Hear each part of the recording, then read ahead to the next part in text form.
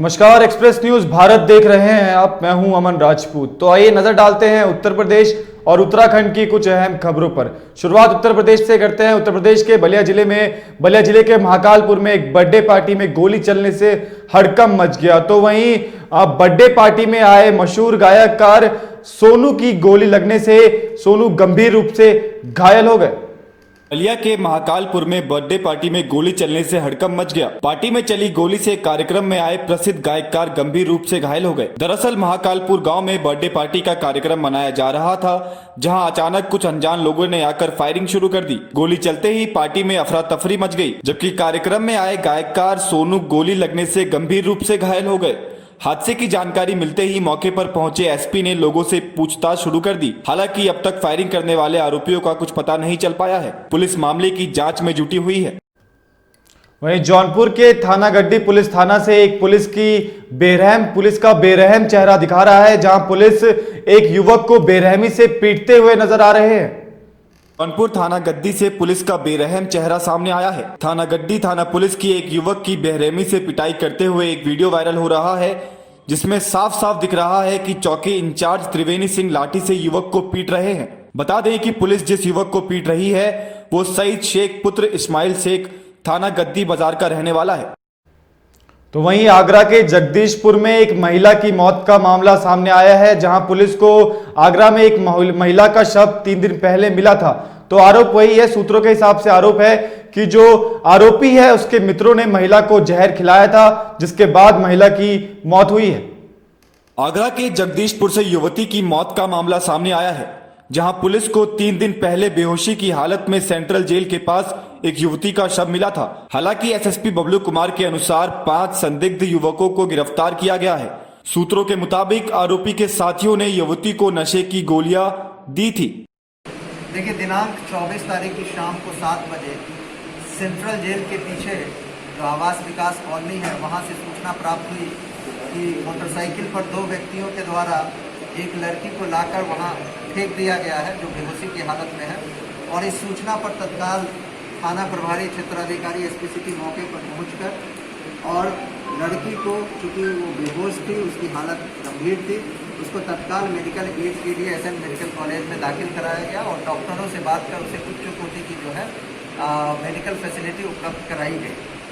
चूँकि बेहोश थी और नशे में लग रही थी, इसलिए उसने उस दिन कुछ नहीं बता पाई। अगले दिन 25 तारीख को उसने डॉक्टर को और हमारी जो lady CO, lady sub inspector, lady police officers लगे थे, उनको बताया कि ऐसे ऐसे उसके दोस्त हैं जो गणेश और मोहन उर्फ मुकुल, ये 2 लड़के हैं। इन लोगों ने उसको बीती शाम को शराब पिलाई और नशे की गोलियां खिलाई। उसके बाद उसे याद नहीं है। इस पूरी सूचना पर थाना स्थानीय के द्वारा मुकदमा थाना जगदीशपुरा में दर्ज किया गया और इस पूरी घटना को, चूँकि सेंसेशनल थी, एक महिला के संबंध में थी, इस पूरी घटना को अनावरण करने के लिए SP city, CO Lohamandi, CO कोतवाली और हमारी अन्य थाने की टीम जैसे थाना हरिपर्वत, न्यू आगरा, सभी लोगों ने मिलकर इसको प्रयास करना शुरू किया। जो लड़की की स्थिति, चूँकि उसके निमोनिया भी हुआ था, उसकी स्थिति खराब होने लगी, जिसके कारण उसका डाइंग डिक्लेरेशन भी कराया गया। इस पूरी घटना को पूरी टीम ने मिलकर इस पूरी घटना का अनावरण करते हुए आज कुल 5 लोगों को गिरफ्तार किया है। और वहीं मुरादाबाद के मुंडा पांडे टोल प्लाजा के पास भारतीय किसान यूनियन के राष्ट्रीय प्रवक्ता राकेश टिकैत का भारतीय किसान यूनियन के पदाधिकारियों ने जोरदार स्वागत किया। मुरादाबाद के मुंडा पांडे टोल प्लाजा के पास भारतीय किसान यूनियन के राष्ट्रीय प्रवक्ता राकेश टिकैत का भारतीय किसान यूनियन के पदाधिकारियों ने फूल मालाओं से स्वागत किया। भारतीय किसान जिला अध्यक्ष का कहना है कि हमारे किसानों के धान का पैसा और गन्ने का पैसा जल्द से जल्द मिलना चाहिए, नहीं तो हम रोड पर आकर आंदोलन करेंगे। मुंडा पांडे क्षेत्र में आए दिन किसान अपनी समस्याओं को लेकर इधर उधर घूमते रहते हैं, लेकिन कोई भी अधिकारी उनकी समस्याओं का समाधान नहीं करता है। इसी बात को लेकर बिजली विभाग में भारतीय किसान यूनियन ने धरने पर बैठकर अपनी मांगों को बिजली विभाग के अधिकारियों के सामने रखा। बिजली विभाग के अधिकारियों ने सभी किसानों को आश्वासन देते हुए कहा कि जल्द से जल्द आपकी शिकायतों का समाधान किया जाएगा। और वहीं मैनपुरी में एक महिला का कत्ल करके उसके शव के 13 से 14 टुकड़े करके दफनाने का मामला प्रकाश में आया है। मैनपुरी में महिला की हत्या करके शव के करीब 13 से 14 टुकड़े करके जमीन में गाड़ने का सनसनीखेज मामला सामने आया है। एक खेत में महिला का नरमुंड मिलने के बाद हरकत में आई पुलिस ने ये सनसनीखेज खुलासा किया है। पुलिस का कहना है कि ये साइको किलर अब तक 4 महिलाओं की हत्या कर चुका है।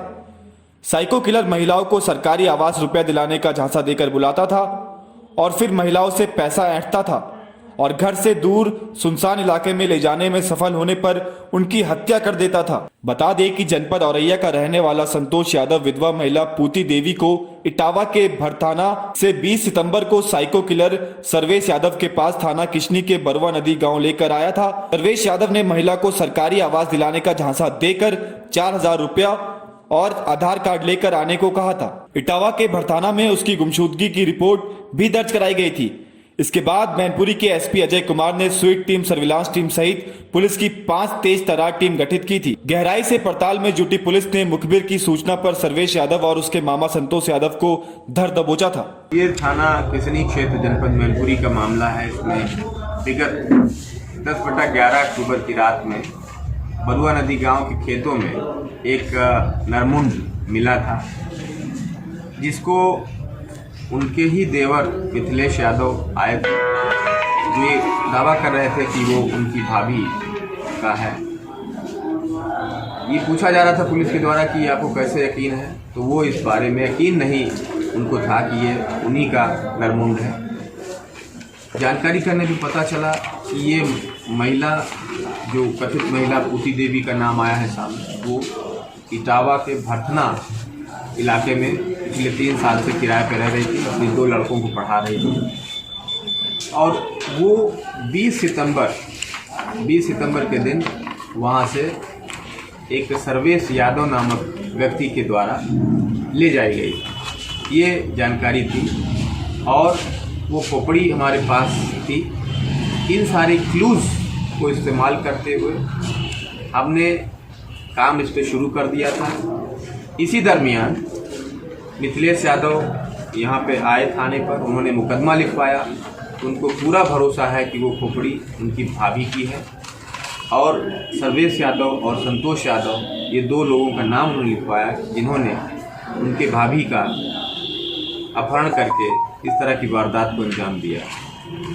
इस मुकदमे के बाद हमने स्वाट, सर्विलांस और हमारे जनपद की तेज तर्रार पुलिस टीमों का गठन किया। 5 टीमों का गठन करके उनको काम पे लगाया था। टीमों ने दिन रात मेहनत किया। और वहीं बहराइच विकास खंड में किसान बिचौलियों से परेशान हो रखे हैं। आपको बता दूं कि जिला प्रशासन के द्वारा धान की कीमत 1889 की गई है। वहीं बिचौलियों से परेशान होकर और बिचौलियों के कारण किसान अपनी धान 900 रुपये में बेचने को मजबूर हैं। बहराइच विकास खंड नवाबगंज में जिला प्रशासन ने 8 धान क्रय केंद्र बनाए गए हैं, जिसमें कस्बा बाबागंज में 4 क्रय केंद्र हैं जो सिर्फ कागजों पर चल रहे हैं। सरकार द्वारा निर्धारित रेट 1879 रुपया और धान के भाव तय किया गया है, जिससे मजबूर किसान बिचौलिए के 900 रुपये में धान बेचने को मजबूर हैं। उत्साही किसानों ने कस्बा बाबागंज में संचालित मां राजेश्वरी चैरिटेबल ट्रस्ट द्वारा एक किसान समयक गोष्ठी का आयोजन किया। इसमें सरकारी रेट पर क्रय केंद्रों पर तौल न होने पर चिंता जताई गई और दलालों व बिचौलियों की मध्यस्थता से खरीदे जा रहे किसानों के फसल को रोकने पर विचार किया गया।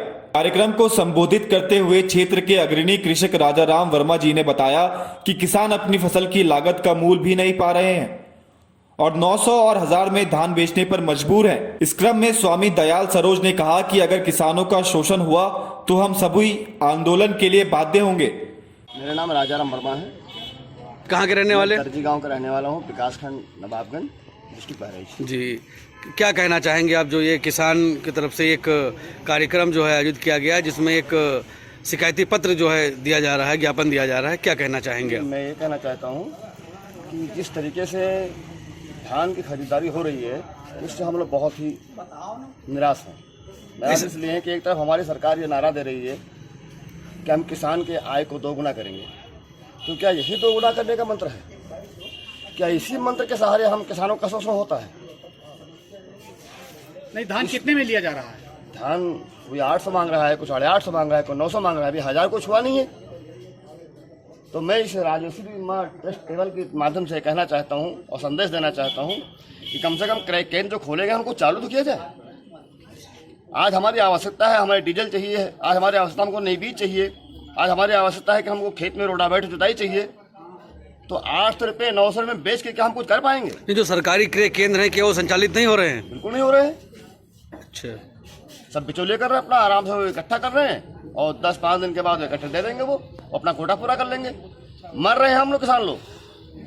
हमारी इसमें समझ लो कि आत्महत्या नहीं हो रही है, मगर आत्महत्या का प्रयास आगे चल जाएगा और इसका जिम्मेदार कहीं ना कहीं हमारी सरकार ही रहेगी।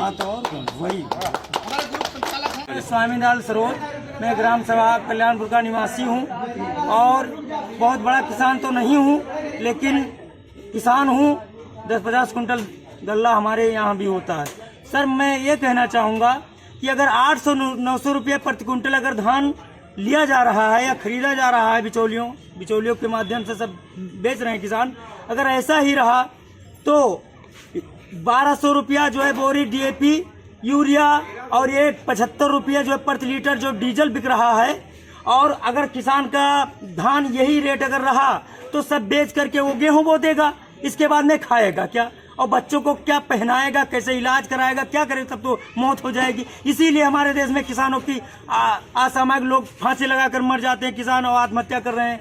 तो इसलिए सरकार को हम ये ट्रस्ट के माध्यम से ये कहना चाहते हैं कि जो है यशस्वी जो है CM श्री योगी आदित्यनाथ जी महाराज से मैं ये माध्यम से माध्यम से जो है कहना चाहता हूँ कि वो ध्यान दें। नहीं तो आज तो नहीं, करीब 10 दिन के अभी बाद जो है अगर जैसे खेती किसानी काम चालू होगा सब बेचकर लगा देंगे, बाद में जब दवा कराने के इस संबंध में आप लोगों ने किसी अधिकारी से शिकायत किया है? अभी तो सर नहीं किया है, क्या करें? यहाँ जो क्षेत्र में कोई सरकारी जो है क्रय केंद्र अभी जो है ओपन नहीं हुआ है, और जो है हम लोग DAP और तेल डीजल खरीदने के लिए कहाँ जाएं? बिचौलियों के हाथों जो है मजबूर हैं बेचने के लिए। ये समस्या है सर, और जो है इसको जो है आगे बढ़ाइए इस सूचना को, ताकि हम लोगों का जो है और किसानों का भला हो सके। चलिए अब शुरुआत करते हैं उत्तराखंड की कुछ अहम खबरों से। नैनीताल हाईकोर्ट ने उत्तराखंड हाईकोर्ट ने त्रिवेंद्र सरकार को तगड़ा झटका दिया है। उत्तराखंड हाईकोर्ट ने उत्तराखंड सरकार पर जो CM त्रिवेंद्र पर आरोप लगे हैं उसमें CBI जांच के आदेश दे दिए हैं। हाईकोर्ट ने मंगलवार को प्रदेश सरकार को तगड़ा झटका दिया है। कोर्ट ने पत्रकार उमेश जे कुमार के खिलाफ दर्ज आपराधिक मुकदमों को निरस्त करने का आदेश दिया है। साथ ही उमेश की याचिका में लगाए आरोपों के आधार पर CBI को FIR दर्ज करने के आदेश दिए हैं। कोर्ट ने कहा कि मुख्यमंत्री त्रिवेंद्र सिंह रावत के खिलाफ लगे आरोपों को देखते हुए यह सही होगा कि सच सामने आए। यह राज्य हित में होगा कि संदेहों का निवारण हो। न्यायमूर्ति रविंद्र मैठानी की एकल पीठ ने एक निजी समाचार चैनल के CEO उमेश की याचिका पर दिए फैसले में कहा कि याचिका 1187 उमेश जे कुमार बनाम उत्तराखंड राज्य 2020 को पैरा 8 में लगाए आरोपों के आधार पर CBI FIR दर्ज करे। उमेश ने हाईकोर्ट में याचिका दाखिल कर अपने ऊपर देहरादून थाने में दर्ज मुकदमा निरस्त करने की मांग की थी। उनके खिलाफ सेवानिवृत्त प्रोफेसर हरेंद्र सिंह रावत ने नेहरू कॉलोनी थाने में ब्लैकमेलिंग सहित विभिन्न धाराओं में मुकदमा दर्ज कराया था। कोर्ट ने उमेश की याचिका में की गई शिकायत का स्वतः संज्ञान लिया। कोर्ट ने आदेश के निष्कर्ष में कहा कि याचिका के पैरा 8 में लगाए आरोपों के आधार पर CBI मुकदमा दर्ज करे। याचिका के पैरा 8 की शिकायतों का निष्कर्ष में उल्लेख नहीं है। आदेश में कहा गया है कि उमेश की याचिका में लगाए आरोपों के आधार पर जांच का आदेश कोर्ट दे सकता है। CM रावत के खिलाफ लगे आरोपों की प्रकृति को देखते हुए यह जरूरी होगा कि सच सामने।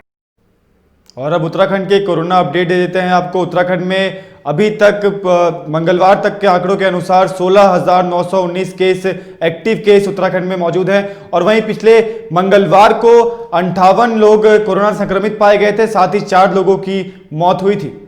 स्वास्थ्य विभाग के आंकड़ों के अनुसार मंगलवार को देहरादून जिले में कोरोना संक्रमण से 4 मरीजों की मौत हो गई है। मृतकों में 3 बुजुर्ग शामिल हैं जिनकी उम्र 70 साल से अधिक थी और वे कोरोना संक्रमित होने से पहले ही सांस की गंभीर बीमारियों से जूझ रहे थे।